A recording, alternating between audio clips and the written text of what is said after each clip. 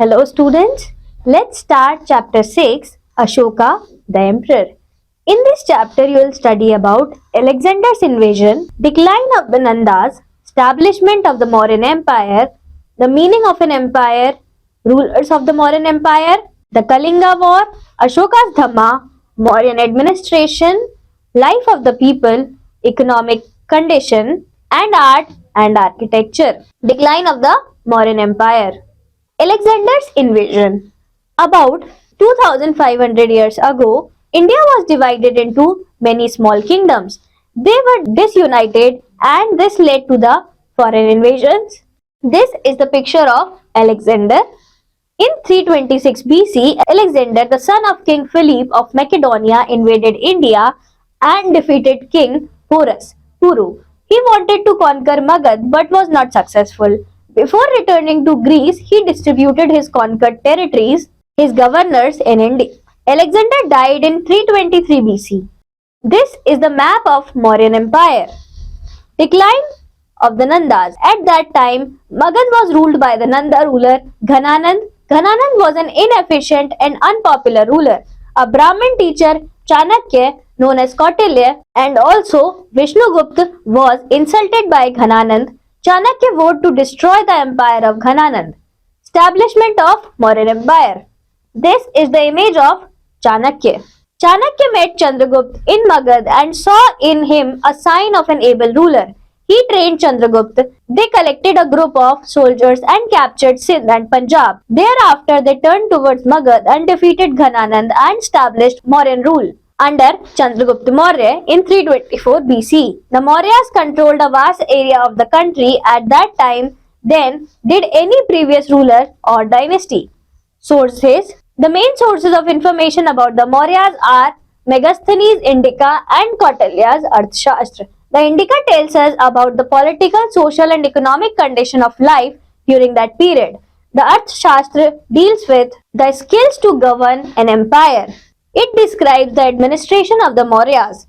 The rock and pillar edicts of Emperor Ashoka are equally valuable sources of history. A large number of inscriptions and coins were also important sources. The other sources are Puranas, Buddhist and Jain literature and remains of the monuments. The Mauryan Empire extended from the north along the boundaries of the Himalayas to the east in Assam. In the west, it touched Pakistan, Baluchistan and parts of Afghanistan. Do you know? The first Mauryan king, Chandragupta, hailed from a land of peacocks. Hence, his empire was called Mauryan Empire. Meaning of an empire. An empire consists of several kingdoms or states that have been brought under the control of single ruler. This is the image of coins of Mauryan period. The rulers of an empire is called the emperor. Since the size of an empire is much bigger than a kingdom, the emperor is a much powerful and resourceful person. He needs big armies to protect and control empire's larger areas. The number of officials is also bigger in an empire who collected taxes and maintained law and order. Rulers of the Mauryan Empire. Chandragupta Maurya 321 BC to 297 BC. He was the first Mauryan ruler to establish such a great empire. Macedonian king Alexander the Great, one of the world's greatest conquerors, was tempted by the wealth of India and wanted to conquer India. However, attempt of crossing the river was a failure since the Greek soldiers were weary and tired. This invasion made all the small kingdoms in the north weak and made it easy for Chandragupta to establish his empire by conquering them. Chandragupta made Patliputra his capital. The city was shaped like a parallelogram and was surrounded by big walls. There was a moat, a ditch filled with water around it. Alexander's great Seleucus Nicator was in charge of the eastern part of his empire. He was defeated by Chandragupta in 325 BC and was made to surrender the areas of Kabul, Kandar and Baluchistan. Chandragupta married Seleucus' daughter and established peace. Megasthenes, the ambassador of Greek ruler Seleucus, has described the court of Chandragupta. He says that the king gave darshan to the public on special occasions on a golden palanquin. His personal guards were women and the food was tasted by special servants before the king ate. 297 BC to 272 BC, Bindusar succeeded Chandragupta in 297 BC and ruled over the Mauryan Empire up to 272 BC. He was Chandragupta's son. He was a brave king. He protected the empire and developed good relations with the Greeks. He won the kingdoms of Deccan region and extended his empire up to Karnataka. He died in 272 BC. Ashoka, 272 BC to 232 BC. Ashoka came to the throne in 269 BC. He was the most famous of the Mauryan king. Ashoka inherited a vast kingdom from his father.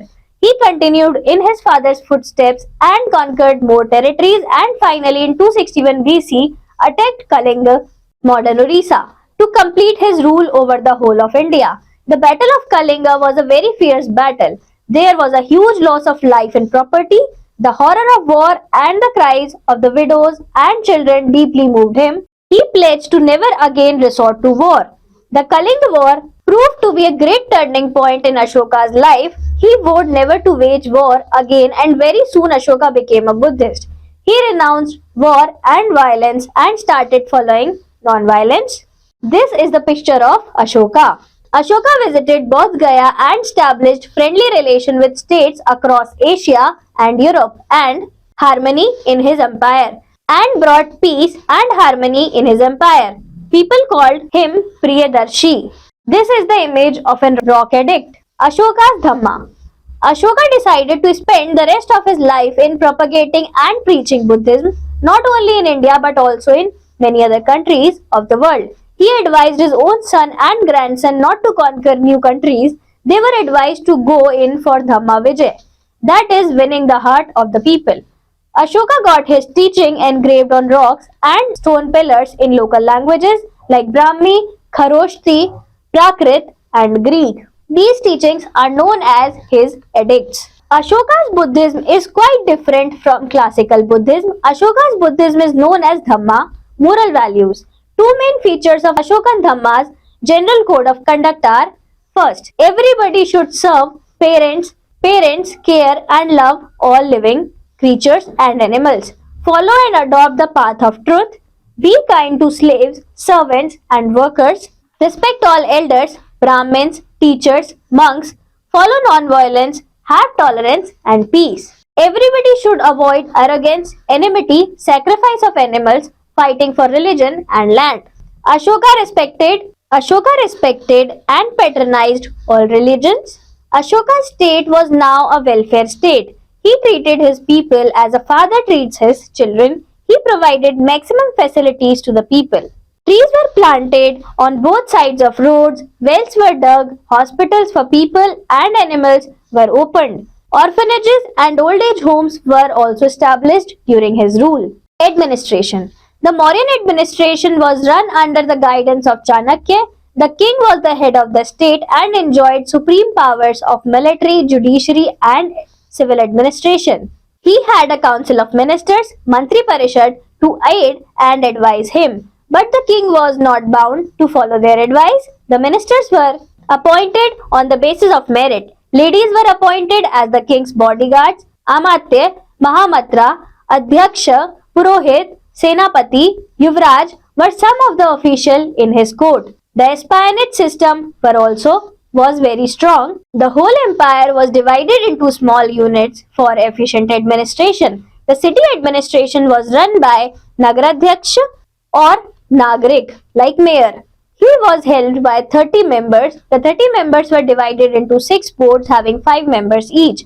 Each board had to do different work. The village administration was run by a group of officers.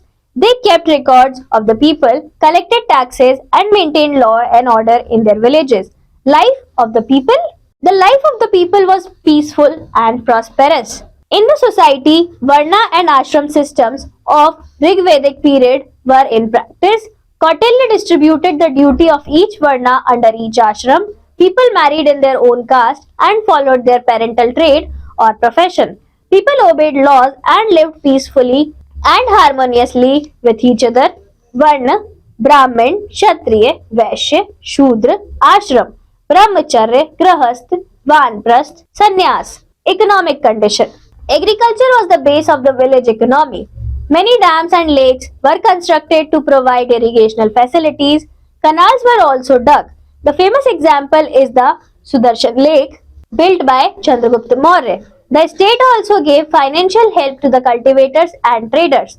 Proper attention was paid to cattle rearing and pastures. Forest, wild animals, mines, and natural resources were considered as public property and protected by the state laws. Heavy punishments were given to those who cut down green trees. Do you know? Along with trees, tribute was collected in the form of goods. Tribute is believed to be willing of voluntary donations. The first census was done during the reign of Mauryas. It listed the people living in the empire and their caste and occupations. Promotion of trade was ensured by government officials. Cotton, wool, silk, and jute products were the main items of internal and foreign trade. Traders had to pay various taxes to the government. Their products were thoroughly checked. Kashi, Kaling, Mathura were the main centers for textiles. Spices and ivory goods, etc. were the main items for export. Art and architecture. 5 types of architectural monuments were prevalent during that period: palace, stupas, caves, pillars, rock edicts. This is the image of an stupa at Sarnath. Number 1. The place of Ashoka was exquisitely beautiful. Fahin, the Chinese traveler, was astonished to see it and remarked that the palace must have been constructed by gods, not by men. Second, the stupa of Sanchi and its gateway is a representative example of the architecture of that period. The Mauryan rulers dug many caves for the monks to live in. Such caves have been found in Barabar and Nagarjuna hills and Yakshi at Didargunj near Patna. The finest examples of architecture can be seen in the form of stone pillars with shining surfaces. These pillars were crowned with animal figures and Dharmachakra, the top capital part of the stone pillar with 4 lions and a Dharmachakra. 4 lions and a Dharmachakra has been adopted as our national emblem. Ashoka's pillar can also be seen in Firozshah Kotla in Delhi, Topra, Ambala, Kaushambi, Allahabad, Loria, Nandgarh, Sarnath, UP, and Sanchi, MP also have such pillars. Rock edicts were found in Rupnath, Central Province, Sahasrama, Bihar, and Berat, Rajasthan. Later on, monasteries were made for the monks to live in. Do you know?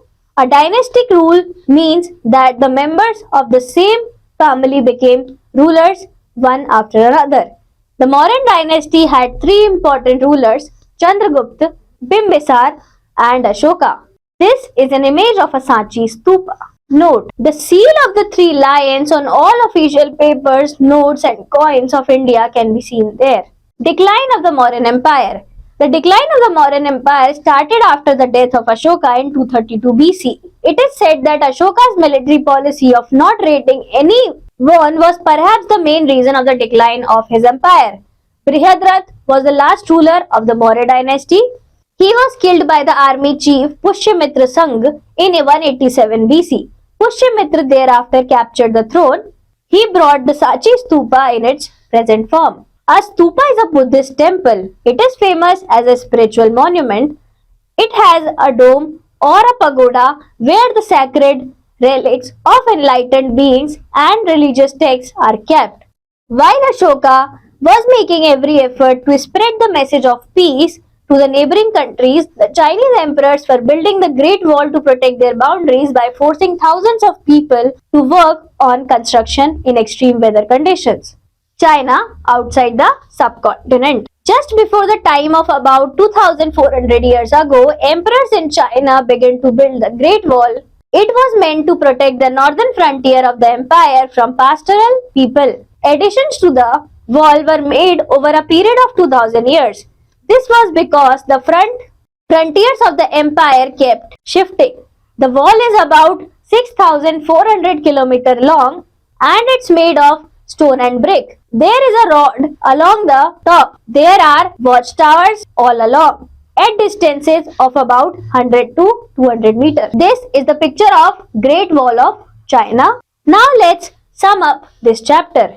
In 326 BC, Alexander, the son of King Philip of Macedonia, invaded India and defeated King Porus Puru. A Brahmin teacher, Chanakya, known as Kautilya and also Vishnugupta, was insulted by Ghananand. The main sources of information about the Mauryas are Megasthenes Indica and Kautilya's Arthashastra. The rock and pillar edicts of Emperor Ashoka are a valuable source of history. The first Mauryan king Chandragupta hailed from a land of peacock, hence his empire was called Mauryan Empire. Alexander's general Seleucus Nicator was in charge of the eastern part of his empire. He was defeated by Chandragupta in 325 BC. Ashoka came to the throne in 269 BC. He was the most famous of the Mauryan kings. The Battle of Kalinga was a very fierce battle. The Kalinga War proved to be great turning point in Ashoka's life. He vowed never to wage war again, and very soon Ashoka became a Buddhist. Ashoka's Buddhism is known as Dhamma, moral values. The king was the head of the state and enjoyed supreme powers of military, judiciary and civil administration. The first census was done during the reign of the Mauryas. The finest examples of architecture of this period can be seen in the form of stone pillars with shining surfaces.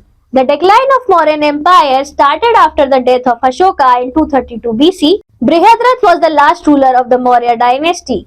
He was killed by the army chief Pushyamitra Shunga in 185 BC. Thank you class. Let's meet for the next chapter.